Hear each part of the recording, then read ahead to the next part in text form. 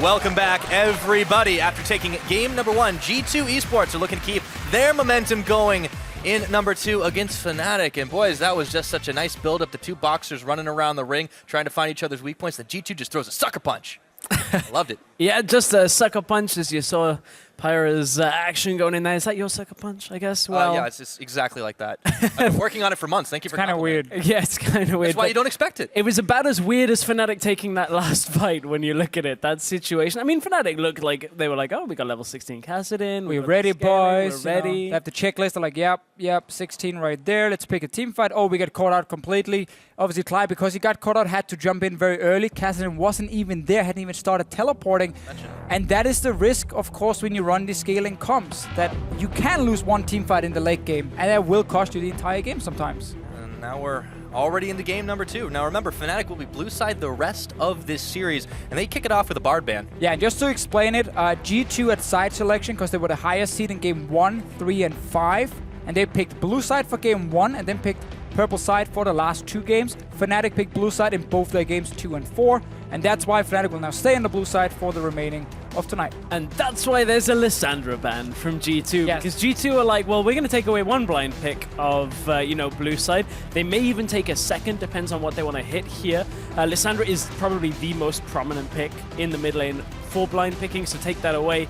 The other 2 bans coming out, Braum and Sivir now. We saw Sivir for Reckless in the last game do very well at controlling mid lane, and Braum they're taken away from Hybrid. Yeah, it looks like Fnatic wants to first pick an Alistar, but by having these 2 early support bans, you kind of tell G2 that is an option for you, and that means they can opt to maybe remove one of the last ban they were supposed to, let's take an Echo as an example, say, actually, we don't have to ban it because now we put them up to the test here. Do you want the Echo? Do you want the Alistar? Just as 2 examples here, so some new bans come. This is a really interesting ban. Lulu is statistically Perkz' weakest performing champion, and they've banned it away. Do not want to allow G2 to have that.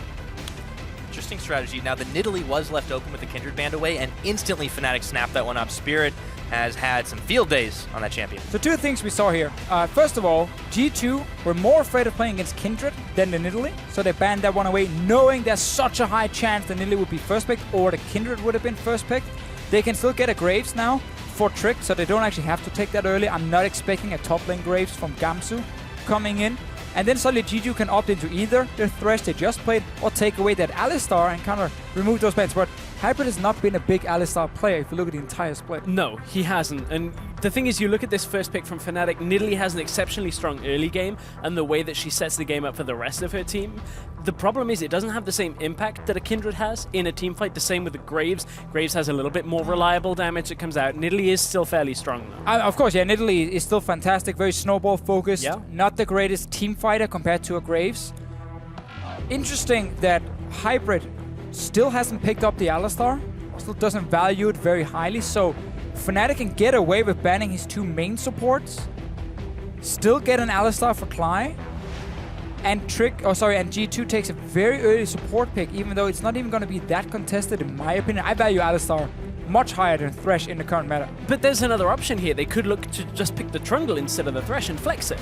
Yes, you know you've got mid lane counter pick at the minimum, so you have another rotation to lock top and support. You know that likely it's going to be a tank in the top lane, depending on what Fnatic want to run. But we have gone back to his bread and butter. Line Z up the middle, and the Alistar, as you boys correctly predicted, locked in.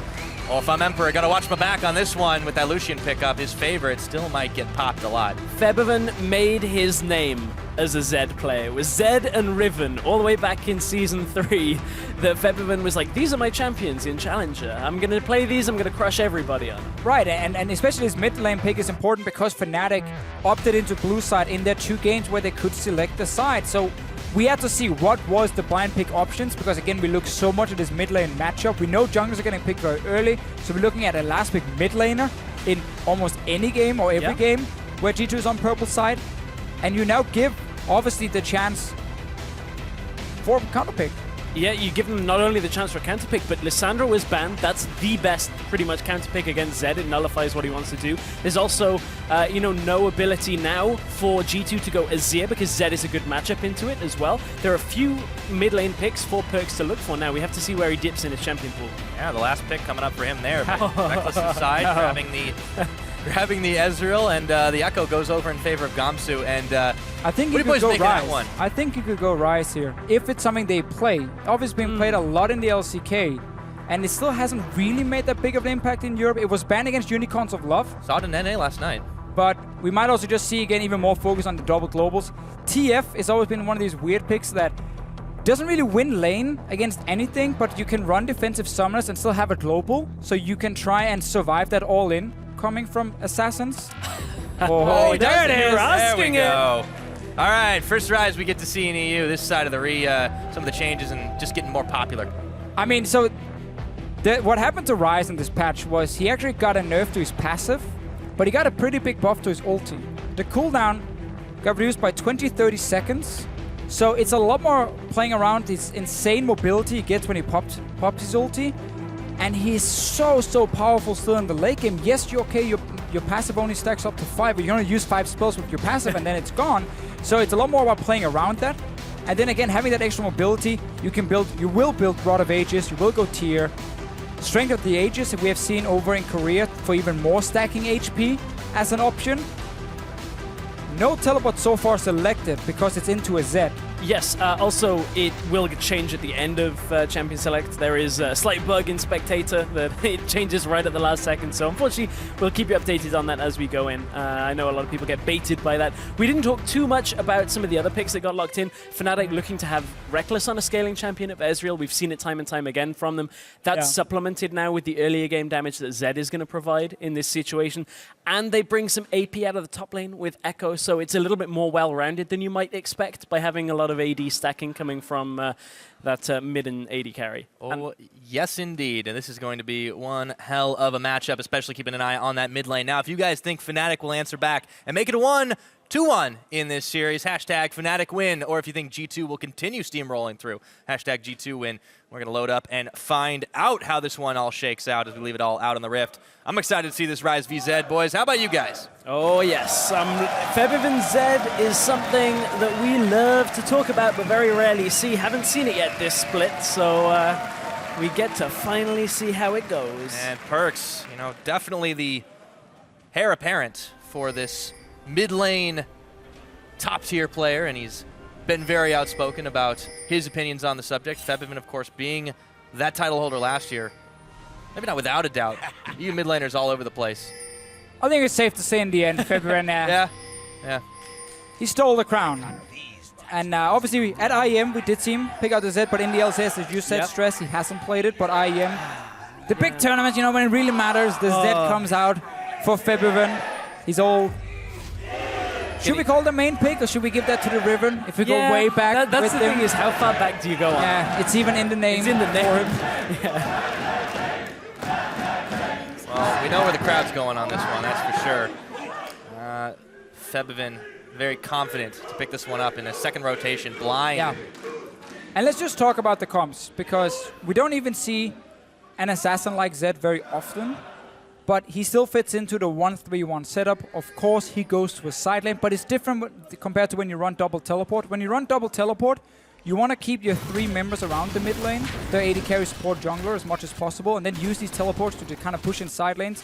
Then either opt into a dive or TP away and force a fight in numbers advantage. With the Zed, you want to play around the Zed lane.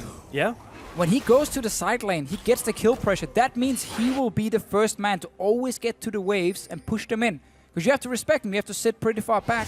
And then suddenly jungle, support, they move up to the same lane. You either dive that lane and get a kill with the Zed, or the Zed moves into the shadows. He hides in there. You never know if he's diving mid lane, if he's going back to Baron or Dragon or Rift Hill. And it just gives you river control by having the kill lane. I want to see though Perks, once he gets fully stacked on this Rise, in those 1v1s get to QSS, I think the Zed is going to jump in and he's going to turn around and just going to smack him. Might be. Perks, running the Mastery is a little bit more damage heavy, but we'll talk about that in a minute because Kickus is forced to quick flash. Talk about these Australia lanes, it's already going to be a different kind of game than we saw last time around. But Kickus down one summoner spell as Gamsu takes a bat to the head here, or takes a bat to Kickus' head, I should say, with the Time Winder coming in. After the phase dive, it is answered back with the Buckler. Gamsu got that early level 2 and then went straight for another trade against Kickus and obviously forced the flash from him. But as you said, Pyro, we do have to standard lanes just on top side, the 2v2. Emperor and Hybrid are looking for that 2v2 at all times. Fnatic were the team looking for a lane swap. When you have this Thresh, you need to get these 2v2s. You need to win them. Ooh, Spirit. A little bit low here. Instantly flashing, and Spirit's going to back off knowing he did his job.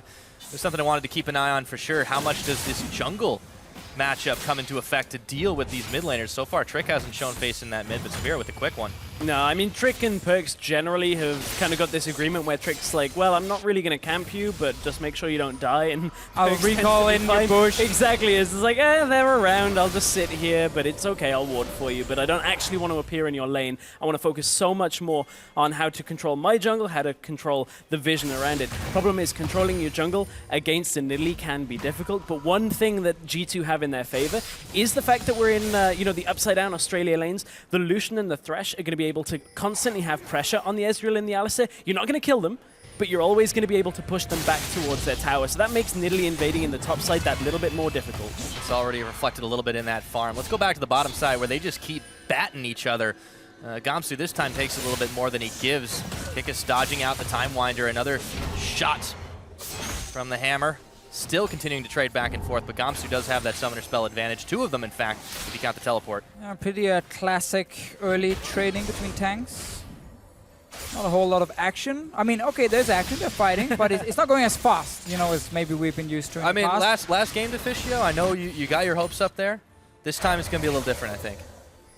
Well, yeah, with the standard lanes, we obviously will have a bit more action early on, especially now we have a very aggressive jungle pick for Spirit. He wants to really snowball on this Nidalee here, where the Graves is fine scaling up to late game.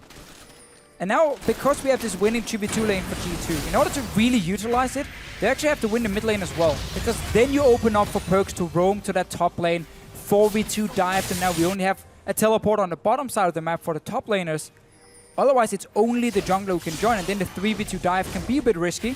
Spirit is also on the top side here. So we need to see if Perks can control that mid lane and then come up here. Try getting hooked in. He is. Trick is already showing face. There is the spear connecting, and Hybrid knows that he can't go any deeper than that. Spirit just hanging out and doing some moral support to Reckless and Cly as they try to catch back up in the farm game. So Fnatic still very even in this one. Is of course an early game, and we have the standard lanes, so really don't expect much to change. But G2, as they were hyper-aggressive coming into the series, we have seen a different side of them today. Does it continue? Well, I feel like it's always in their blood to be somewhat aggressive. I don't think G2 are ever going to let that fire die out. They're always like, well, we can pick a team fight. We can pick a comp that can team fight. Let's just pick something. Nice to have the option. Yeah, it's always nice to have the option, and certainly Trick, as we spoke about, him supplementing damage is kind of along that same route. It likes to, provide a lot when it comes to taking kills. Isn't so great at, well, I'll set him up and you knock him down.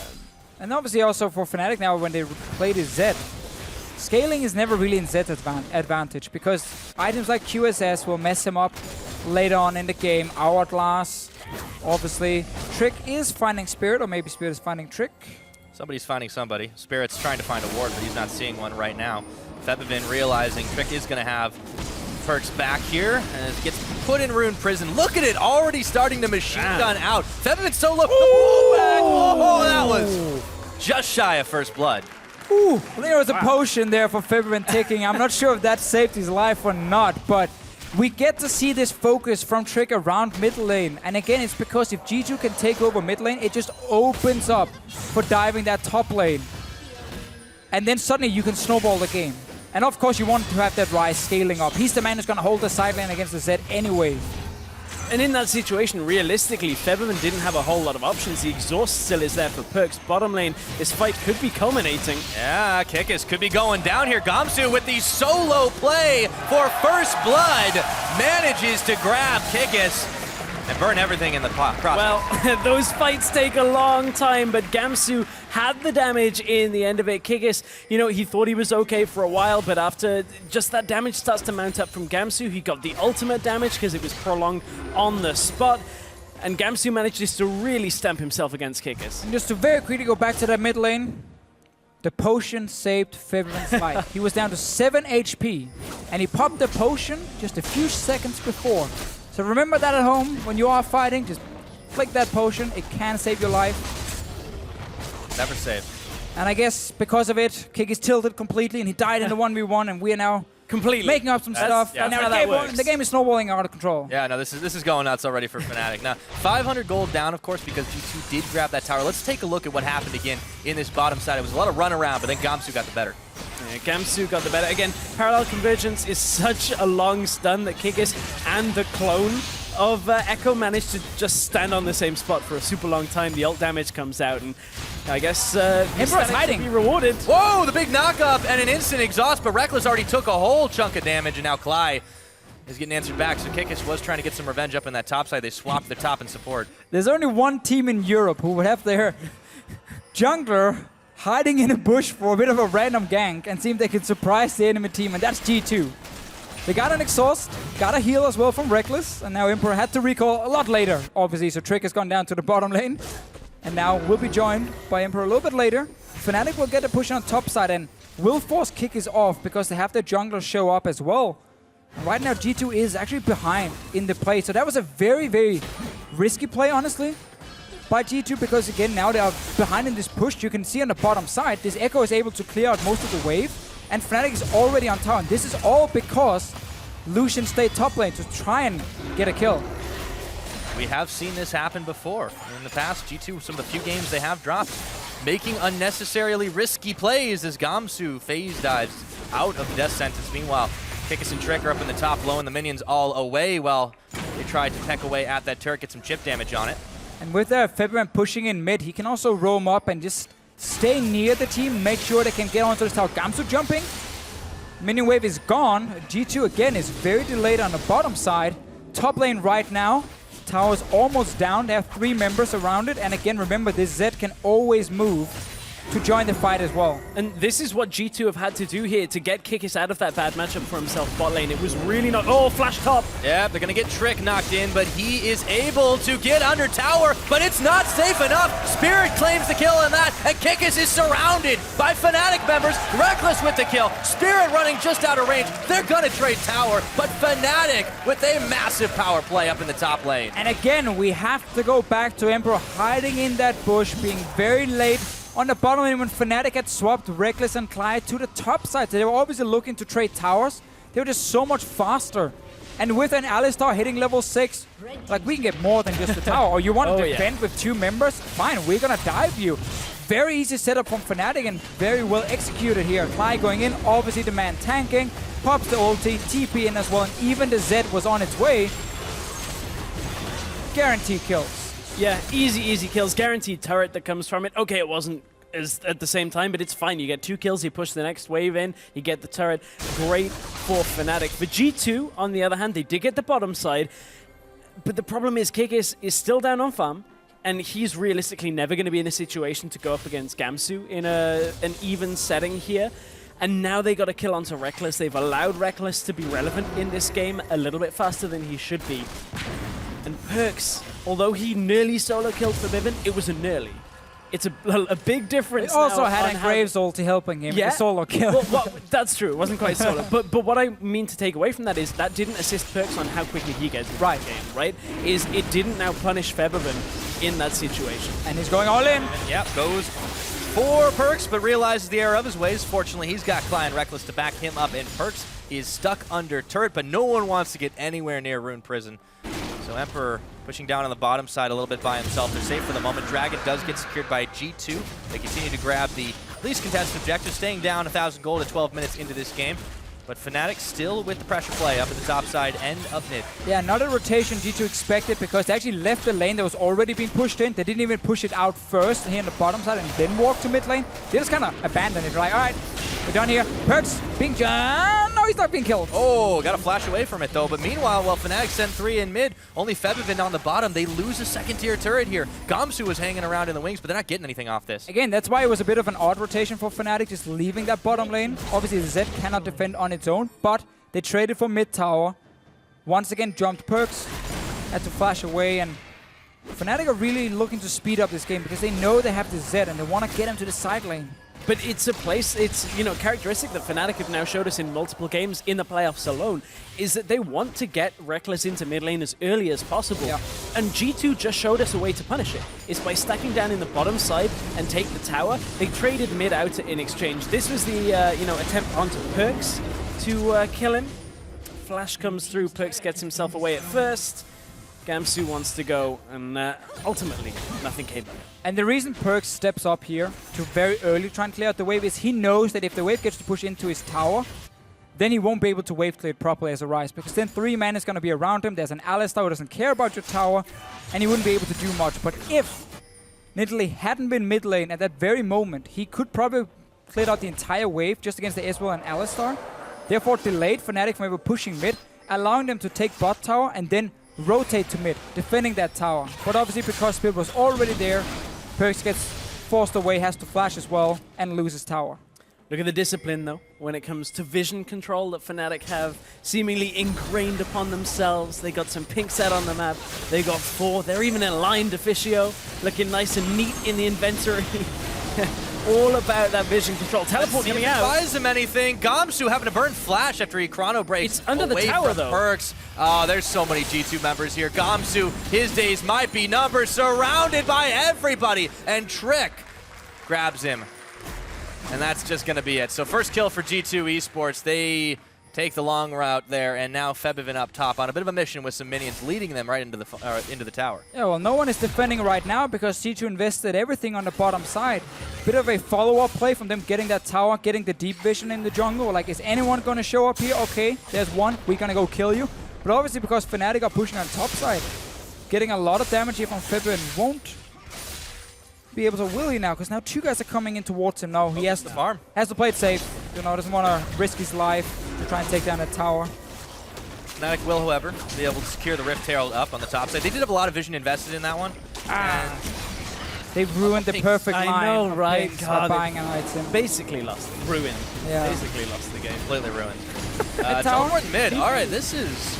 They're going to try and save this one. G2 instantly bail it out, but are they? Because Clyde knocks Hybrid back on into that. Look at that big old true shot. Febiven on a hunt, looking for Trick, and he manages to take him down. Hybrid's going to fall as well, and they just turn up the pressure. Emperor trying to be the hero. He does manage to grab Clyde on the back of that one, but will he stay alive? Kikis with the wind-up. Does he get the knock-in? No! Spirit flashing forward, auto-attack, gets a double. That's 4 members of G2 Esports down, and now Kikis is on the run. They won't find him, but they have the moves to keep on pushing. Absolutely fantastic team fight from Fnatic. There was no teleport for Kiki, so he wasn't even close to the fight. You get a perfect engagement with Clive first. Remember, this Ryze is still trying to scale up. He's not really at a point yet where he wants to fight. And suddenly G2 gets caught in a 4v5. Caught in a 4v5. Gamsu wants to see if Kikis is caught in a feeling up in this top lane right now, feeling like he wants to fight but has to back away. So let's go all the way back to the beginning of this setup. This is Perks diving between 2 towers to try and set this fight up. Yeah, that's passive gone, that's ulti gone, and now again the 4v5. Kikis is running from the top lane, but he's way too late. Febiven secures the kill in the back line. Perks is not really able to do anything. You have to play around these cooldowns with the new Ryze a lot. You need that passive, and once you've used the entire passive here, you have to then kind of kite around a little bit until you re-enter the fight. Obviously not an option when you're being jumped on. Finally, the tower will fall in the middle, tier 1, but G2 have already experienced a pretty hefty setback there. 3K gold down in the hole, and we're 16 minutes into this game. That's their 4th tower, so they do have a lead in that department, but they need to start pressuring. I like one adaptation, though, that Fnatic made with regards to who got the Rift Herald buff. Very rarely do you see it go to a mid laner, but on somebody like Zed who wants to be in a side lane, it's actually a fine choice, a good choice, in fact. And Fnatic have now gone up to the top side to hold on to this inner tower. They have enough wave clear there with the Echo, with the rest of the members to deter G2. It's just such a problem now that Febiven is extremely far ahead on farm. He got to that side lane very quickly. Again, that's why they made that move, swapping in the Ezreal to mid and actually gave up a bot lane tier 2 tower just to get Febiven down in that lane as fast as possible so he could just freely push it out. Massive CS difference between him and Perks. Rod of Age is just completed now, 17 minutes in for this Ryze, so at 27 minutes it's going to be fully stacked. Perks cannot hold Febiven right now in these 1v1s. He can maybe run away if he pops the exhaust, but that's about it. And that's the nature of the game. Febiven, too slippery to get caught. He may not be able to get the 1v1 on, and Perks trying to hunt him down, but there is just nothing doing there. The next dragon will be up and at him in about 5 seconds. G2 really not in a position to try and contest this one. It would just be the first for Fnatic, and probably not worth, especially with so many scattered members across the map. Yeah, right now as G2, you try and slow down the game a little bit. You're not opting into any more fights. It was the push on mid lane without a teleport top laner. It's one of these macro mistakes we don't see very often anymore, where team is basically saying we actually don't have teleports right now, but we will still trying to go aggressive towards an enemy tower. It's normally very easy to call, oh wait guys, we can't because we're pushing in. But they clearly expected to just get that tower down and then manage to run away after Perkz tried to make their play between towers, and then get completely caught out. So it looks very silly right after. Yeah, it's like, guys, what if we try this? Like, you have no teleport. Why are you pushing in mid lane? You're gonna get caught out. And obviously Fnatic capitalize on it, and G2 are behind. Perkz trying to get towards some armor here. Trying to get that hourglass, but it's gonna take time. It's a very expensive item. Very expensive, and the roles have somewhat been reversed now in this matchup. We were talking in the last matchup how, you know, Fnatic with the Kassadin were looking to scale, and then they got caught out in one team fight they maybe shouldn't have taken. G2 have taken a fight there that they shouldn't have taken. It's kind of the same, but at a different point in the game. This one is far less game-ending impactful than in Game 1, but certainly the same kind of flavor is there of Game 2 of this series. That's another question we had to ask, as Emperor takes a big javelin right in the back. Fnatic, they've clearly played a lot more series. Even this iteration of Fnatic have played a lot more. IEM, they got so much valuable experience, and Fnatic as a team, as an organization, they have all that infrastructure to help prepare and to help teams adjust on the fly in these best of series, and you start to see slightly different things. This is G2's first best of since qualifying for the LCS. I do like what G2 have brought, though, in this best of 5 so far. I like the Game 1 picks and bans that they brought, trying to punish a little bit of what Fnatic were trying to do, and ultimately got a great fight and ended the game. There have been a few moves with regards to how they tried to punish Fnatic's early swap, where this is something that clearly G2 have looked at and have said, Fnatic, do this. How we counter with it is by pushing that bottom lane in, and we get the bottom in a turret, and we trade the mid-outer. So there are certain things that you can see G2 have prepared that they're doing very specifically for this best of 5. Yeah, also around the support picks. Yeah. Obviously double range support for Hybrid and trying to get that 2v2 lane going for G2, and obviously they won the laning phase. If we look at the top side of the map, where we had the 2v2 but they lost on the bottom side, Kick is against Gum, so this Echo here, a pick that was extremely strong yesterday, picked in all 5 games. Obviously across the world it's been picked and banned in almost every single game right now, and it is one of these picks where you have to consider banning it, because I feel like he has a little bit of extra power compared to some of the other top lane picks, because he deals more damage, and he's still as tanky as most of these other picks. Obviously not as tanky like say a Maokai, because he has damage reduction as well, but also just the fact that you can sit in the back line, AD carry can't kill you, and you have enough damage to kill him. But now we have to beg the question of, we're in the same side selection for the rest of this series.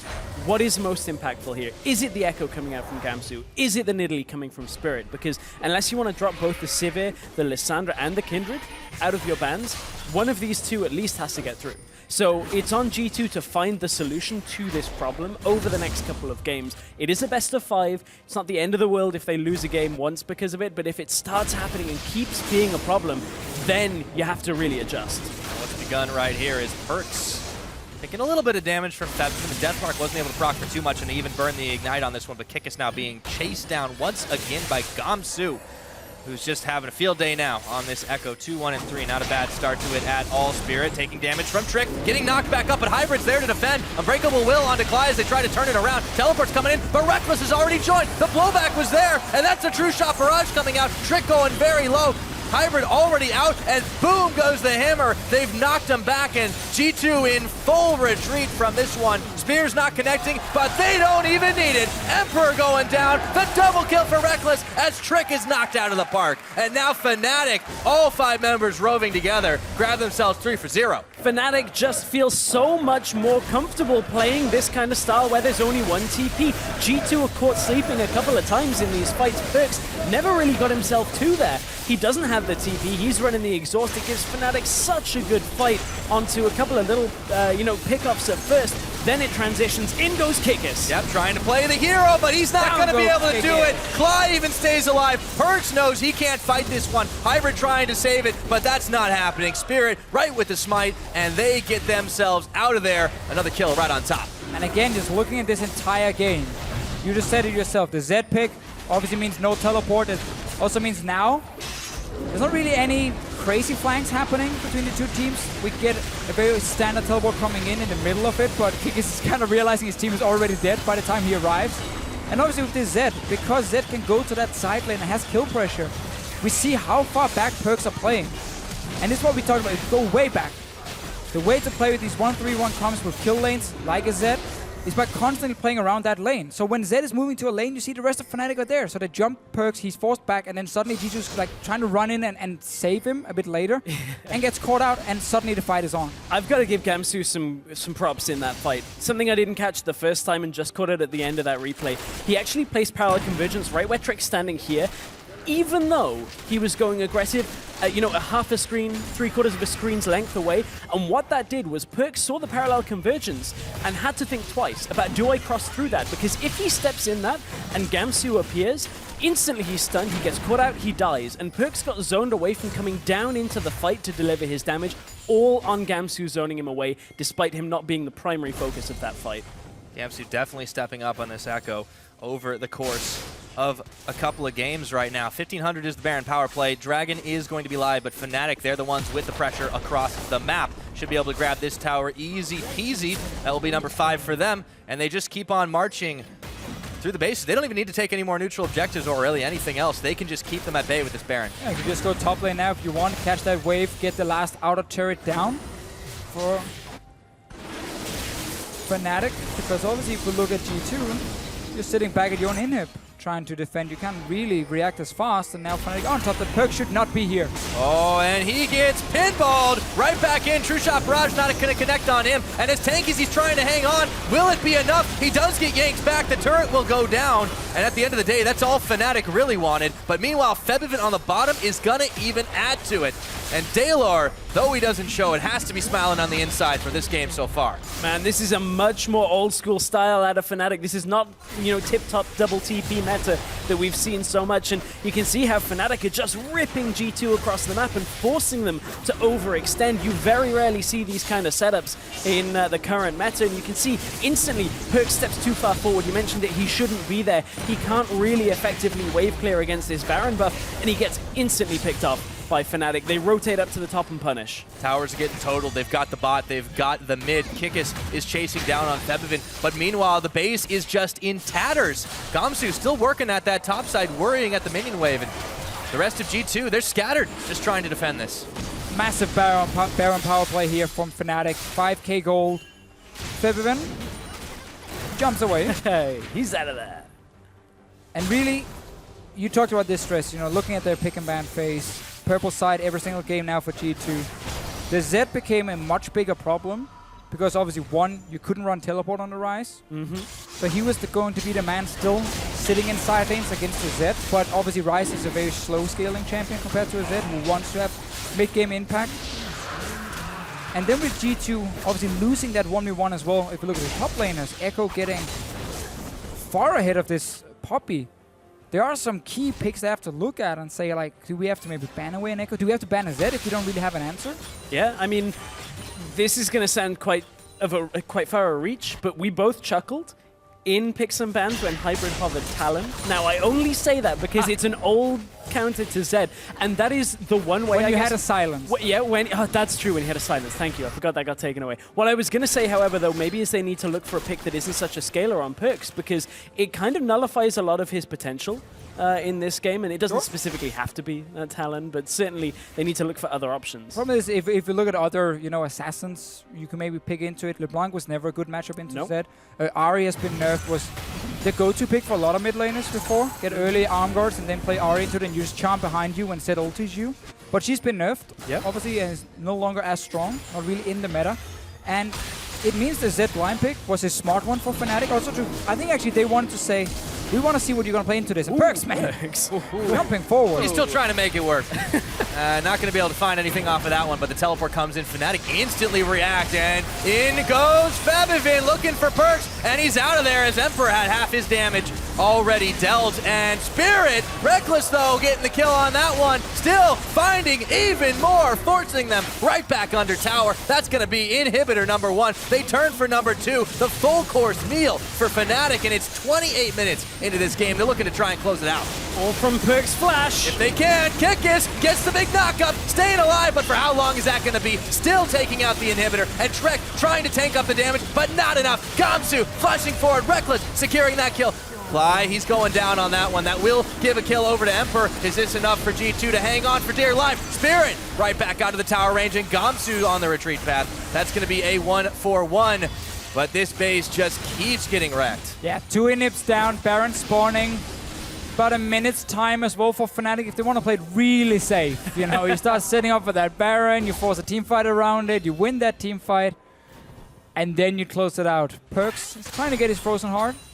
At this point, his scaling is still fantastic, but he's just so far off where he can really become a massive carry. This blue build is well sitting on 4 items right now. Let's see the fight again. It's actually Perks flashing forward. Yeah. Doesn't get the snare on Reckless. And the thing now is, now that he has no flash, it means they have to consistently run back. There's no real danger of Perks turning to engage. In any situation here, it's only when Febivin steps up, and Perks still keeps going back. He's still running away because he can never escape if massive crowd control hits him.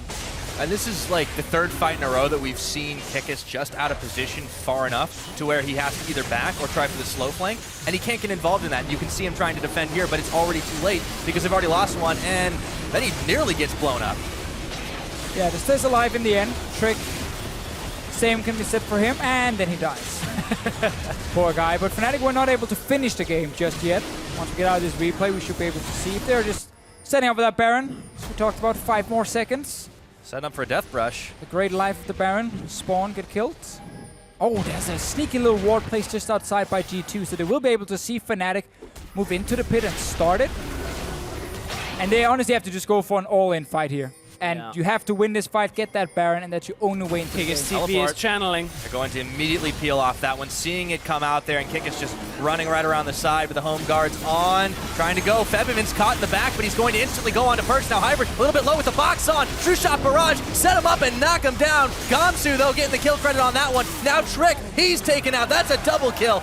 Baseball bat with Echo. Now Cly, pinned against the wall by Kikis. He's going to get answered back. Febivin leading out very low in this one, but meanwhile, Super Minions are still knocking on the base. They get the TP from Kikis, they drag G2 into a fight, and now there's no real response available to stop Fnatic from doing this, Baron, and they've been in full control ever since the early set of fights. The only real moves that we saw G2 having was that attempt at a kill from Perks.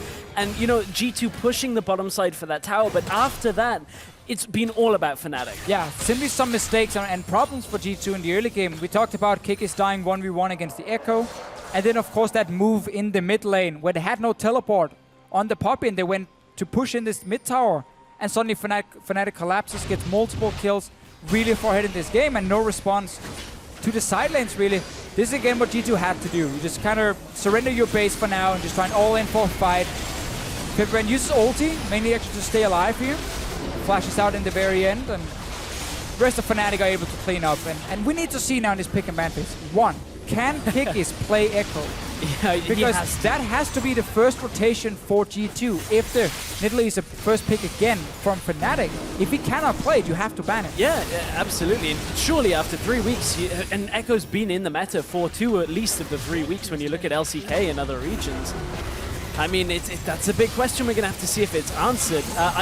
There's going to be another fight. Wind up and the pitch. It is going to just be one knocked out of this one, and the last inhibitor will fall. We're just shy of 32 minutes, but Fnatic looking to close it out and make this one an incredibly clean game on the board from them. 15-4 in kills, a humongous lead as Emperor tries to coal the single minion. Cly looking for the end on that one. Hybrid Emperor, everyone's just blowing up here. Kikis trying to knock them all down. Spirit, though, will get his Zhonya's on, and it's just the Nexus now. Fnatic can close this one out anytime they want. Chrono break back. Gamsu still dealing damage, but it doesn't matter. Fnatic with the 1-1 to even the series.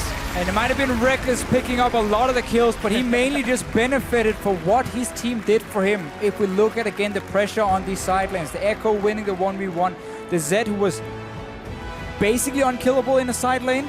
Ryze would walk in there and try and run away every single time. It just set up Fnatic to play this 1-3 run really, really well and then force these team fights.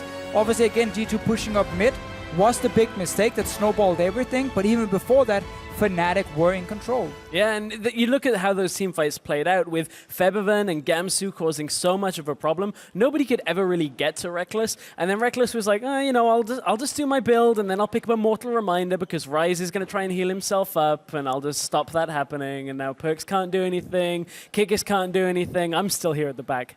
No deaths for Reckless. Always happening. Yeah, I mean, big, clean, very, very solid victory for Fnatic. Now we're going to go send it back to the analyst desk to break down how Fnatic managed to tie that series up. Well, Pyrotechnics, I'd like to start with a quote from Krepo during Champion Select when we had the first pick Nidalee coming up and then the Lucian Thresh from G2. It's over, by the way. They're gonna pick Ezreal and it's FF20. Yeah, no, if they pick three losing matchups, I just saw this like Nidalee first pick, Fnatic gets really happy and then they draft their signature 3 losing matchups and they lose the L control. But they didn't, because they had a crucial matchup. But we'll get to that. First pick and bans. Yes, what else did we see that was important in these picks and bans? Obviously, you guys talked a lot about the champion that Trick and respectively Spirit would end up on. But what else in this pick and ban was notable for you, Amazing? I definitely don't like the combination of Thresh and Grace overall because it just feels like that you cannot contest 2v2s ever, and it basically relies on your enemy to be bad in order for you to make plays. And I felt like G2's overall combo was just really passive and really relied on Fnatic to screw up in a couple of instances. And since that didn't happen, and the swap happened. Thresh didn't have a purpose the whole game, and Grace didn't have one either because Nidalee is a faster farmer, got ahead like by 20 CS, so Grace had no pressure on the map, and they just got outscaled, to be fair. On top of that, with the standard lanes, it wasn't the best story for Kiki's down bot. Let's take a look at a couple of replays because Gamsu just bodied him. Yeah, so it starts very early. Oh. This is the mid lane. The mid lane. It's the Ryze power. This is the Ryze power, so this is a different replay. We can also look at this time is really balanced and requires a lot of skill, as we see. Could you do this, Vander? Are you mechanically gifted enough? Support players are not good enough to play Ryze. That's what tilted me. Basically, Perks is known to play guitar, you know, so he has fast fingers. Here we go, by the way. QWE. Alright, so this is really crucial, I think, for this game because it allowed Fnatic to play faster the game overall, and Ryze wants to scale. yeah. And I'm really disappointed here in Kikis. I said that I actually disagree with people who say he's bad, but he proved me wrong. No, it all started earlier, and we got a lot of replays here, so we'll get to the narrative later. This is a dive that happens a little later, where Trick and Kikis end up dying. But it all plays together in one big role. It started very early, where Gamsu won a trade against Kikis, and he forced him to flash early. Gamsu got a CS advantage. Then this trade happened, where we saw Kikis die, refused to use his flash again until he was already dead. Bigger advantage. So Gamsu was snowballing ahead. Then randomly, we saw Kikis head to the top lane, but we don't really know why. We don't know why, and I didn't really... We couldn't see, but we assumed that it was for Kikis to dodge that Echo matchup, but he ended up getting dove there again because not only did they swap top, they gave an Ezreal when he has a tier versus a BF Warhammer matchup into the Lucian. Also, like, that swap was so bad for G2 overall, and I think it was prompted from Kikis losing that matchup against the Echo, where I think G2 need to really reconsider their pick and ban. We're going to have 4 games on the same sides now, and that Echo matchup needs to be fixed, taken off the table, or picked by Kikis himself. Yeah, let's take a look at a final replay, which sealed the deal in the favor of Fnatic while they had everything set up already. Yeah. Perks trying to go for it? Yeah, this is where it's actually going a lot better here for Fnatic, especially with Clyde coming in with a good combo. Yes, I think Perks a bit overstepped there. He didn't get the dive he wanted, and then Clyde timed it really well because as soon as the Lantern connected to Thresh, he used his Pulverize, and then he got the 2 people guaranteed, and it basically won the team fight here for Fnatic. So I think last game we could see Clyde's Alistar not that good in team fights, got caught a bit before, so that he didn't have his flash ult in crucial moments, but here he made the difference. We also had something to say about Hybrid. Thresh play at times, it wasn't as convincing as he would be on the rest.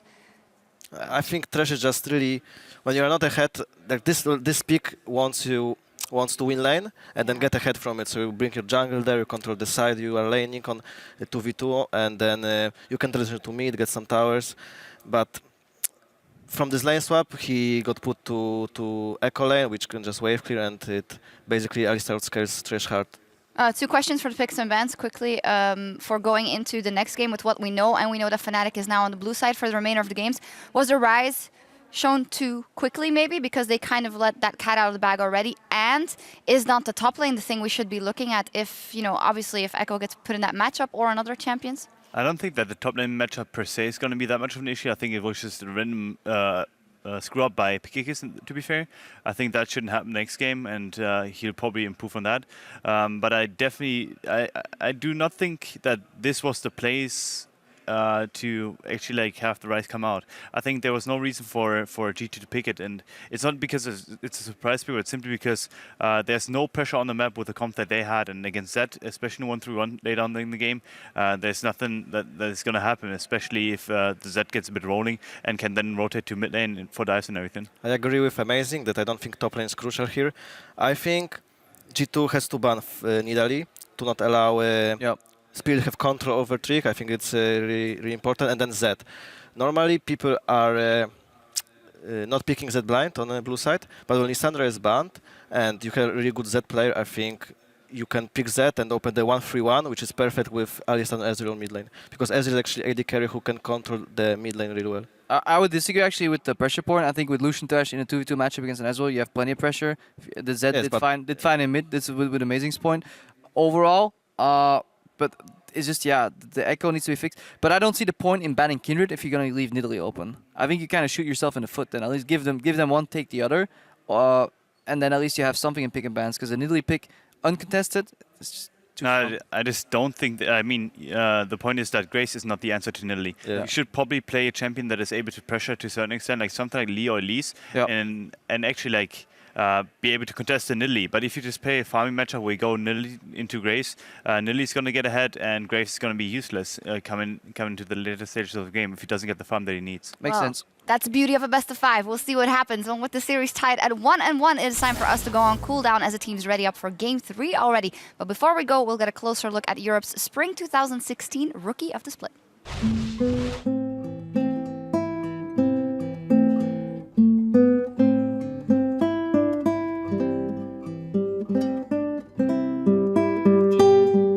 I'm really happy that I actually finished my musical school, because knowing how to play an instrument is something really relaxing. I guess it just like moves your mind from one focus on something else.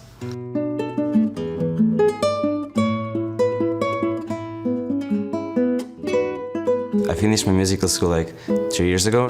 It was like really hard for me to keep up the practice with school and sports I was doing and overall playing games, which I liked.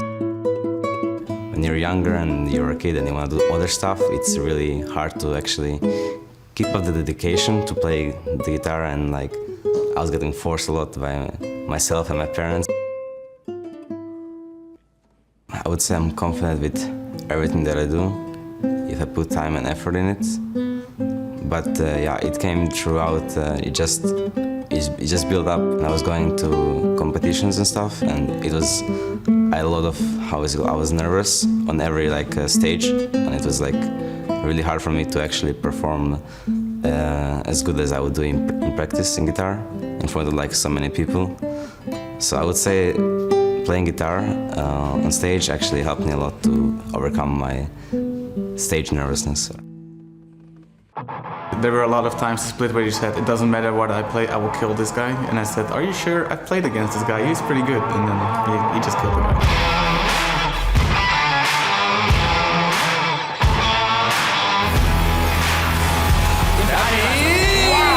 Goodbye!